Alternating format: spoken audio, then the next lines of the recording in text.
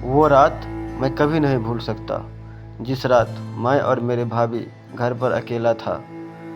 गर्मी बहुत ज़्यादा था और फिर भाभी को लेकर छत पर गया, जहाँ हल्की हल्की चांदनी अपनी रोशनी बिखेर रही थी और मध्यम मध्यम हवा चल रही थी। फिर जो हुआ मैं उसे नहीं भुला सकता। हेलो दोस्तों, मेरा नाम दीपक है। मैं दिल्ली में रहता हूँ। मैं यहीं दिल्ली में ही पैदा हुआ और यहीं पर बड़ा हुआ। मेरी उम्र अभी 22 साल है। मेरे बड़े भाई की शादी अभी अभी हुआ है। वैसे मेरे घर में मेरे भाभी माँ और पिताजी रहते हैं। भाई साहब काम के सिलसिले में बाहर दूसरे शहर में रहते हैं। मेरे पिताजी बिहार से हैं और बिहार में दादा दादी छोटे चाचा के साथ रहते हैं। मैं अभी बीए फर्स्ट पार्ट में पढ़ता हूँ। मेरे भाई का शादी दिल्ली में हुआ है। मेरी भाभी शादी से पहले एक कंपनी में काम करती थी, लेकिन शादी के बाद घर पर ही रहती है। मेरी और मेरे भाभी का कभी नहीं बनता है। हमेशा भाभी के साथ छोटी छोटी बातों पे झगड़ा होता रहता है, लेकिन मम्मी पापा उसे बहुत प्यार करता है। ऐसा बात नहीं है कि वो मुझे अच्छी नहीं लगती थी, लेकिन मेरे साथ बहुत ज़्यादा बहस होती रहती थी, जैसे हर घर में देवर भाभी के बीच होता है। वैसे तो भाभी को देखकर कोई भी अचंभित रह जाता, क्योंकि वो देखने में किसी परी से कम नहीं थी, लेकिन मैं जानबूझकर उसे चिढ़ाता रहता था और वो गुस्से में आ जाती थी। तकरीबन 4 महीने बाद भैया घर आया। घर में एक अलग ही खुशी छाई हुई थी।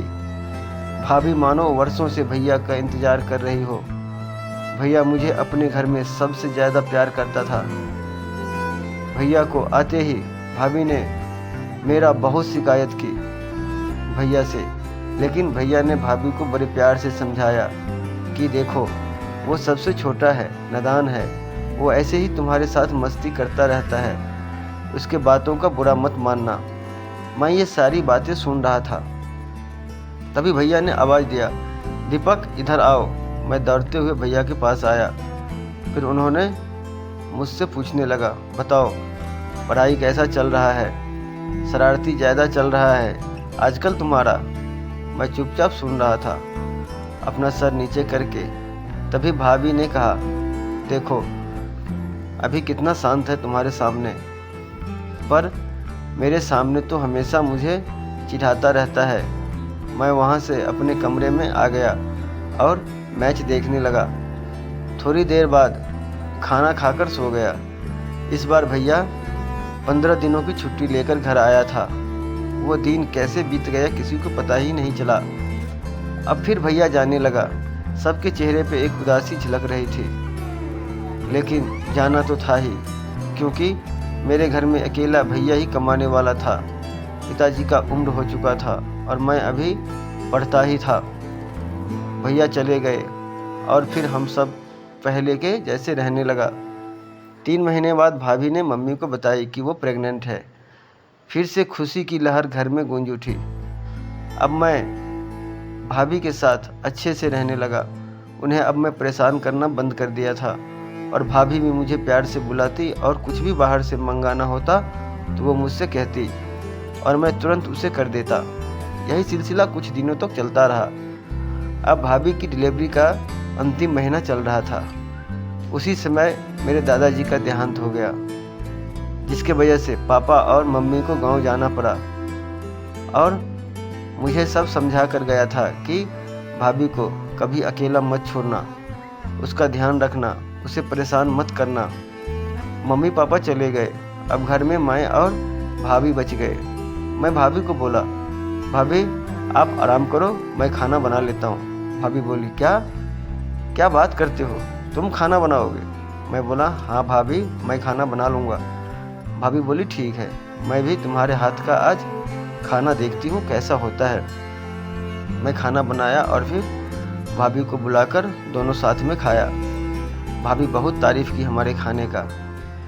फिर हम अपने कमरे में सोने जाने लगा और भाभी को बोल दिया कि कोई परेशानी हो तो मुझे जगा देना। भाभी बोली ठीक है।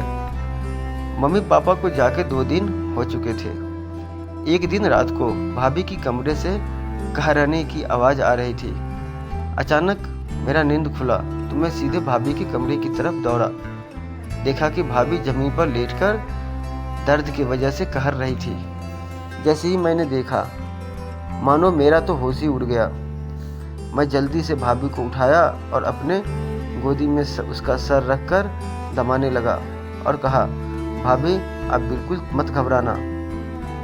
उसी समय लाइट भी चली गई। गर्मी चरम सीमा पर था। मैं भाभी को किसी तरह से छत पर ले गया। जब उनको ठंडी हवा लगा तब वो होश में आई और मेरे हाथ को जोर से पकड़ ली और बोली, मुझे अस्पताल ले चलो। रात काफ़ी हो चुकी थी। मैं अब क्या करूं, कुछ समझ में नहीं आ रहा था। फिर मैं एम्बुलेंस को बुलाया और भाभी को लेकर हॉस्पिटल आ गया। तब तक लगभग 5 बज चुके थे। मैंने पापा को फ़ोन किया और सारी बातें बताया। पापा बोले, हम लोग अभी तुरंत निकलते हैं, तुम भाभी का ध्यान रखना। सुबह करीब 7 बजे भाभी की डिलीवरी हो गई और मैं चाचा बन गया। भाभी भी बहुत खुश थी और मेरे कंधे पकड़कर रोने लगी और कहने लगी, आज से मेरे 2 बेटे हैं, तुम मेरा बड़ा बेटा हो और ये छोटा बेटा। मैं भाभी को लेकर घर आ गया और उसी दिन शाम को मम्मी पापा भी घर पर आ गए। सबने मेरी तारीफ़ की। भैया को भी जब पता चला तो वो भी बहुत खुश हुए। मैं अब भाभी की नज़रों में हीरो बन चुका था।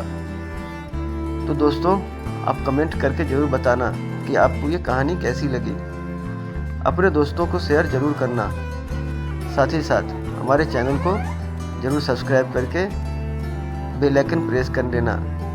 ऐसे ही कहानी के लिए मिलते हैं किसी नई कहानी में। धन्यवाद। आपका दिन शुभ हो।